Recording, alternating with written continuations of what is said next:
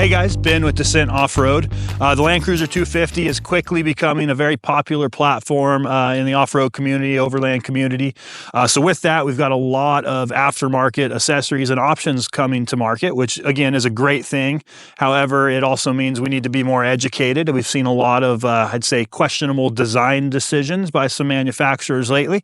So I wanted to go over some aspects of our bumper, but just in general, if you're in the market for armor, bumpers, sliders, just some things to watch out for and the things to consider when you're choosing which one to buy.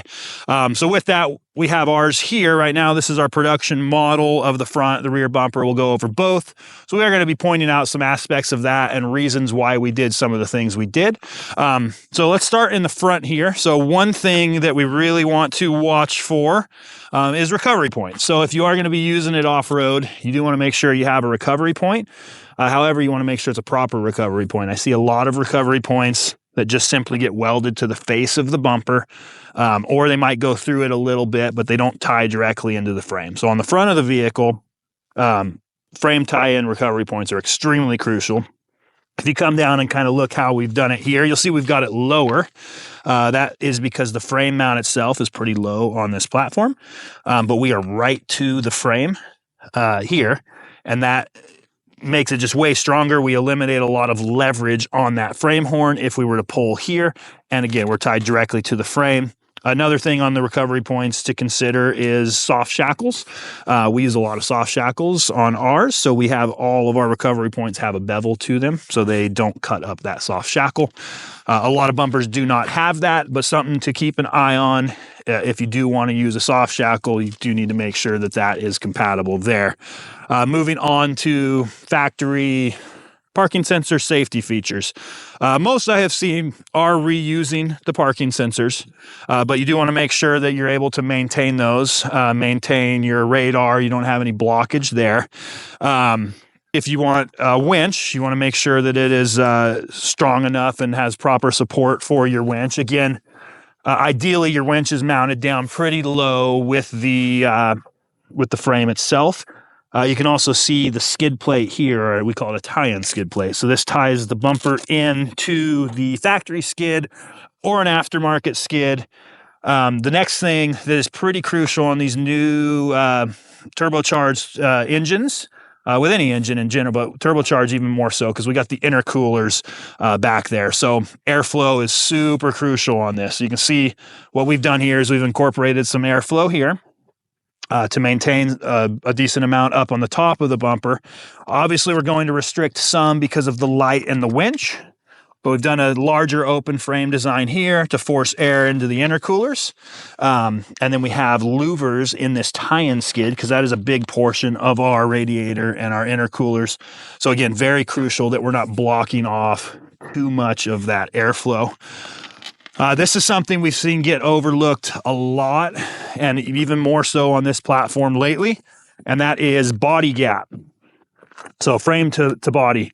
So these are a body-on-frame vehicle. They have a very soft, large body mount. I don't know if you can see it up in there. You can't really. But gap is very crucial. So this is sheet metal here. We'd like to keep about 5/8 gap, ½ inch is pushing it. This will fully flex out off-road and touch this fender flare and droop another ½ inch on the other side due to the frame flexing independently of the body.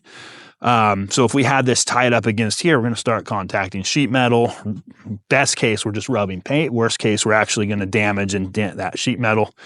So that is a very crucial point that is overlooked. All right, so we'll also talk lighting. So on our bumpers, we have a couple different options. The first edition, and I think some of the Land Cruiser editions come with a nice dual function rigid fog light. So we do have a kit here that allows us to use that factory fog light, which I think is crucial for a lot of people that had that light. Even if you don't have the rigid light, it will fit the factory fog as well. And we will be making some light plates to fit some aftermarket options. We also have room for a 30-inch light bar. We like to use the rigid light, so this will fit other brands as well.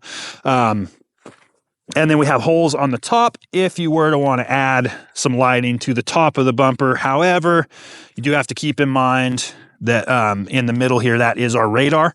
So if you were to put a light there, your radar will not like it. You could get away with some lights on the outer corners. Camera, if you got the front camera, you definitely want to be able to move that to a spot that is usable. As we look underneath, now this is not on some vehicles.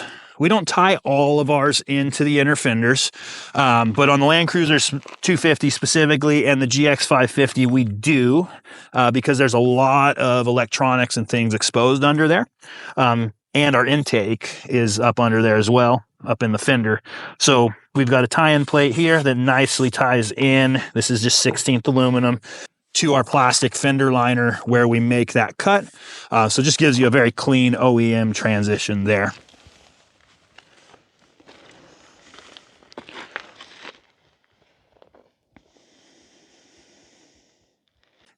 So another thing to consider if you are putting a winch in the bumper is, again, along with proper winch plate design and testing. I mean, it's not a bad thing to ask if, whenever you're buying a bumper, ask the manufacturer, have they tested it? Have they done recoveries? Have they done winch pulls?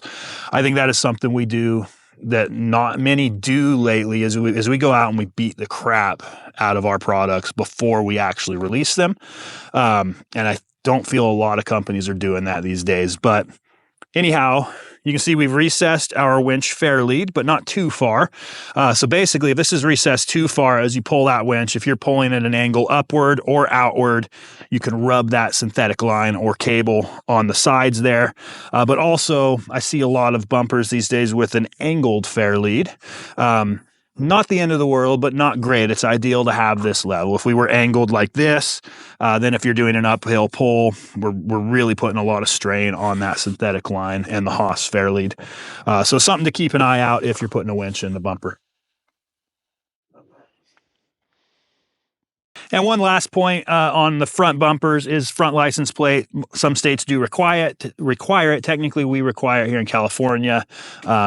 I typically don't run one. However, we do have a mounting spot here, and we sell a flip-up license plate mount that does allow you to run a front plate, flip that up out of the way if you do have a winch installed and use it.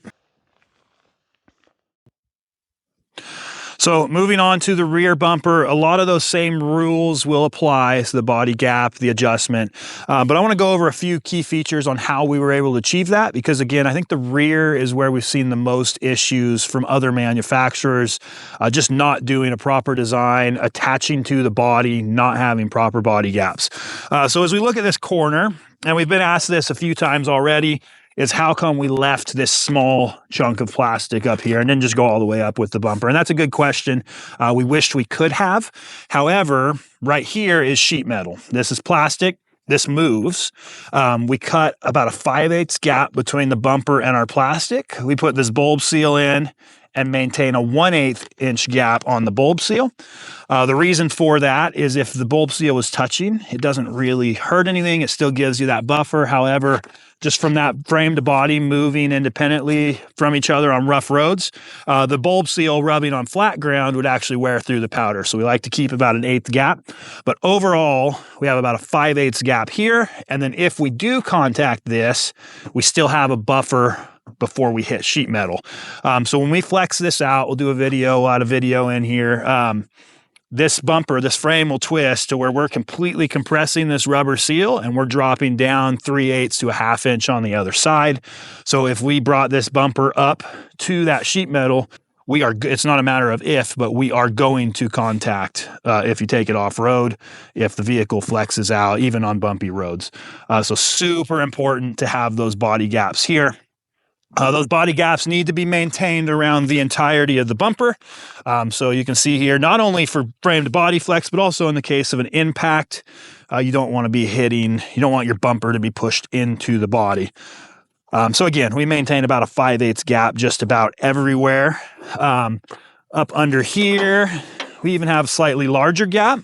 On our Sequoia, we actually, on our prototype bumper, we had about a 1/2 inch gap here at the hatch, and we wheeled it pretty hard in Moab, but it actually contacted our hatch and took the paint off and dented it a little bit there. So we've actually given a little bit larger of a gap between the hatch and the bumper here. But to clarify on that, when we're talking about frame to body flex, I'm not talking about the bumper itself moving or flexing. This is obviously very solid, very rigid. The body is mounted to the frame via very squishy body mounts, and it's designed to dampen the vibration for off-road, on-road. So that moves independently there, which you might even be able to see here. That is not actually the bumper moving.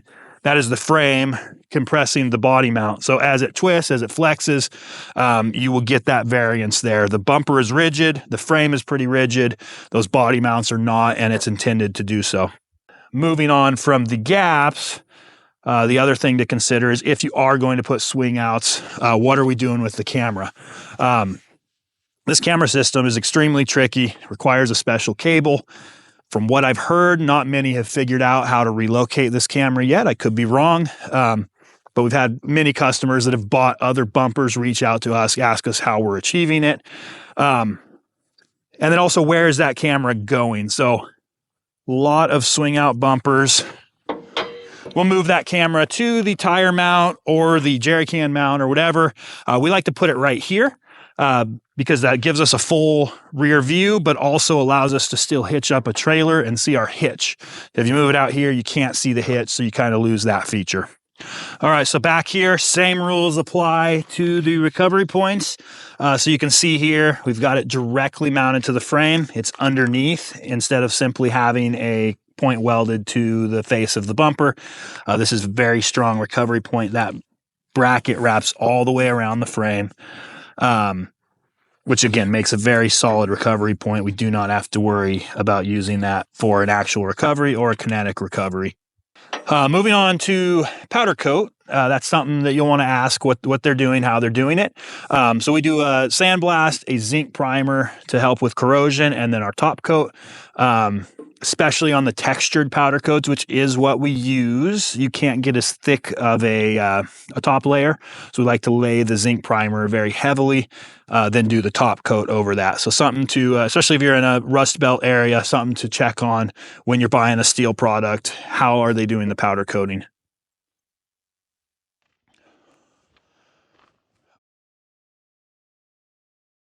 So another thing I want to point out and address is we've got recently I've seen a very popular bumper in the space.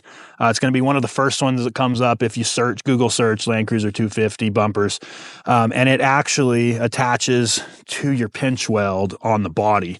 Again, which is a huge no-no in the industry on a frame to body vehicle. Like talking about our body gaps, those move independently of each other. As soon as we attach to the frame and the body, you're going to have issues. So eventually we're going to cause stress to that attachment point, but we're also going to get vibrations. We're going to get road noise. We're going to get all of that, basically bypassing our soft gummy body mount, translating that throughout the vehicle. But also as this flexes, we're going to start tearing the sheet metal on the vehicle. So absolutely any off-road bumper that's designed to take the abuse of off-road and is a rigid piece, you do not want that to attach to the body anywhere, with the exception of a tie-in plate underneath to your fender liner, something that has some give. But to tie it in directly to the sheet metal, again, is not a great idea whatsoever. But also you do want to make sure your wings have a support. That's a lot of overhang here. So on ours, we have it tied directly to the chassis. There's no bolt points from the factory. So again, that's why not many are doing it this way. We've designed a clamp bracket, clamps around the frame.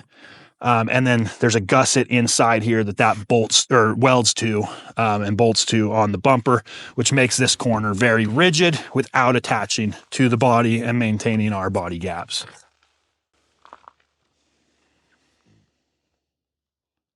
So some of those manufacturers that are attaching the bumper to the body might tell you, well, the factory plastics, the factory bumper is attached to both the frame and the body. And they're not wrong. However, that is not technically your bumper. That plastic is your bumper cover. It's not a rigid piece. That has give, that has flex to it. It can move, it can stretch as your frame to body move independently of each other, while a heavy, rigid steel bumper is not going to do that. This is rigid. It simply cannot be attached or close to the sheet metal if it's mounted to the frame. So another thing to consider is not just all the functionality, but just the overall fit, finish, aesthetic. So with all of our products, that is very important to us, and I think it shows throughout the bumper, in the design, in the fit to the vehicle, all the way down to the welds, the finish. So what I'm talking about here is you look closely at these welds. We do not grind any of them. We're extremely picky on our weld aesthetic. There's a few in the industry that do some pretty nice work on their welding, but not many do it to this level. And again, not grinding the welds in the end produces a much stronger product. But with that, we've just got the fit, the finish, how we've tied in around the wheel arches, how we match the body lines. Again, the angles of the bumper, we try very hard to complement the angles of the vehicle. So I think for a lot, that is very important. All the way down to the hardware, we have our hinges custom made. We custom make our brackets. We do a dual shear bracket here. So I do think all the way down to the hardware, the welds, it really shows the attention to detail in our products.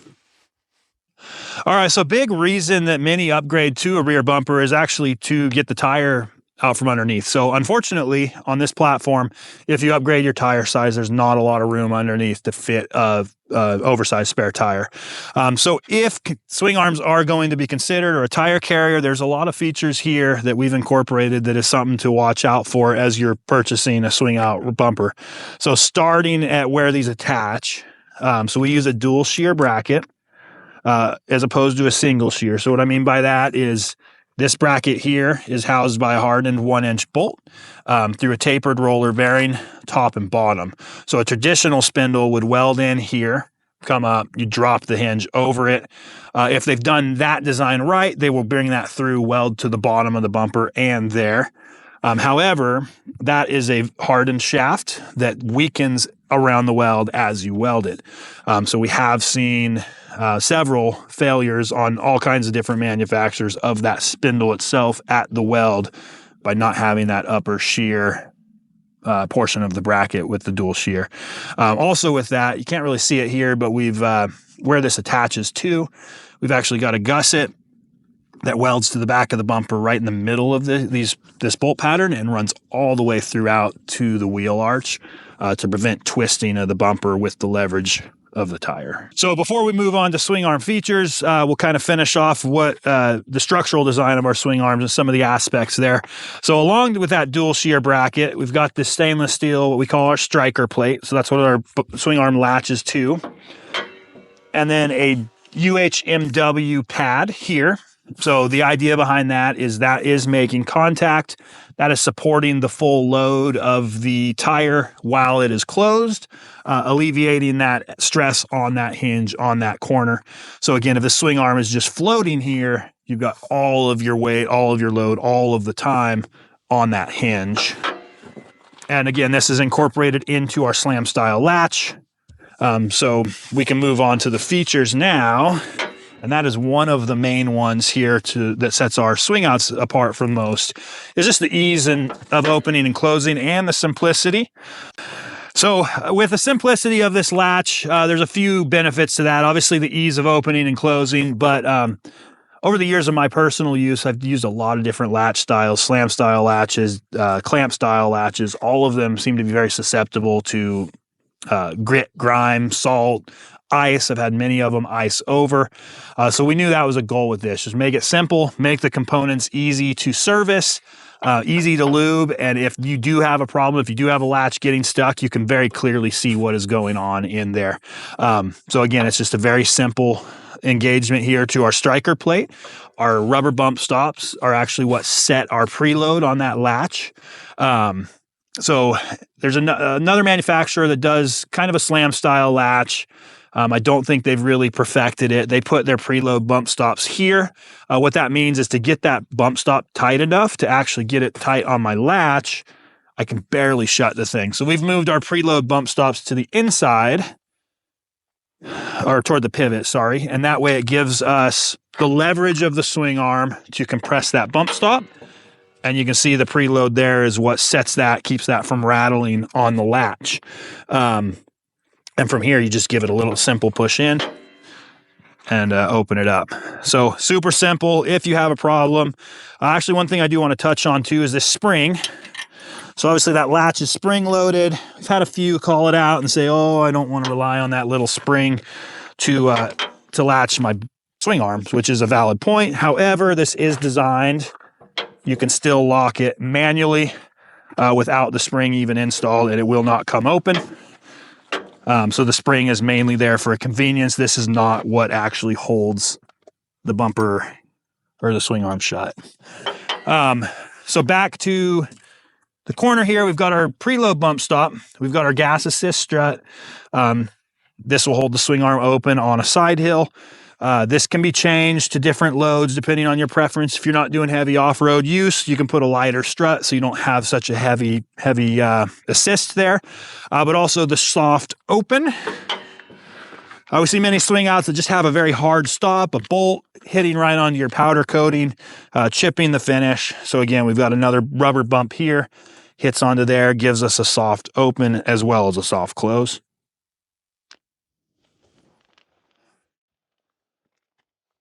So obviously we got a lot of stuff bolted to the back of this. So we do need to start considering and thinking about, wait, how much are we adding back here? Planning our suspension upgrades accordingly. But I do want to point out on our modular swing arm. So one benefit obviously to it being modular is we can move accessories, we can change accessories, but also we run aluminum where we can. So all of this is aluminum. Our swing outs are steel. As we go to this side, same deal, swing out or swing arm is steel. Everything up here is aluminum. So if this was all steel, I would not want to run this on the back of my vehicle. That'd be way too much weight. I mean, the reason I started Descent Off-Road was I could not find products that match the quality I require, but also my needs. So I started building products that did. But with that, I've come to the realization that my needs change often. They can change from one trip to another. So that is a big reason for the modular. But we do have options. We got a lot of options. All the swing outs come standard with this little flip up table. Got a leg there. Super simple, clean. But options, I can move this tire to one side or the other. I can adjust this tire. It slides in and out. I can move it left or right. We've got combo lights in the bumper. So we have legal tail lights. And if we are blocking our light with the tire, we've got mounting holes. We got bolt points everywhere. If there's something we don't offer, most likely you can bolt it onto our accessories somewhere. As we move to the other side, we've got lockable storage. We've got panels. We've got ladders. We've got jerry can mounts. Just about anything you want to carry back here, we have an option for. And again, if we don't, we've got space to bolt that on there. So again, what you think you need right now could change months from now, could change years from now. Nice thing is you can always change those accessories up. They simply bolt to the swing arm without having to change the entire bumper. And all of our accessories, all of our swing arms, I guess I should say, and accessories are the same on every vehicle platform currently. So if you do decide you want to change this up, you could sell this to anyone that's running our bumper on any platform and it would work. So very easy to sell it and upgrade or change as your needs may change.